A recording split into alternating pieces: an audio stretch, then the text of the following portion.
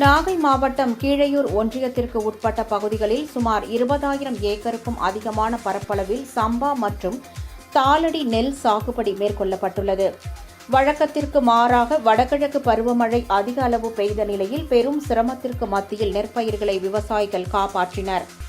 அறுவடைக்கு இன்னும் 1 மாத காலமே உள்ள நிலையில் தற்போது நெற்பயிர்களை குலை நோய் தாக்கி வருகிறது. இதனால் நெற்மணிகள் பதராக மாறுவதோடு அனைத்தும் கருப்பு நிறமாக மாறி கருக்காயாகும் அவல நிலை ஏற்பட்டுள்ளது. சுமார் 1000 ஏக்கருக்கும் அதிகமான பரப்பளவில் இந்த வைரஸ் தாக்குதல் தென்படுவதாக விவசாயிகள் கூறுகின்றனர். ஏற்கனவே கனமழை, புயல் உள்ளிட்ட பேரிடர்களில் இருந்து நெற்பயிர்களை பெரும் சிரமத்துடன் காப்பாற்றி வந்த விவசாயிகள் தற்போது இந்த நோய் தாக்குதலால் மிகுந்த மனவேதனைக்கு உள்ளாகியுள்ளனர்.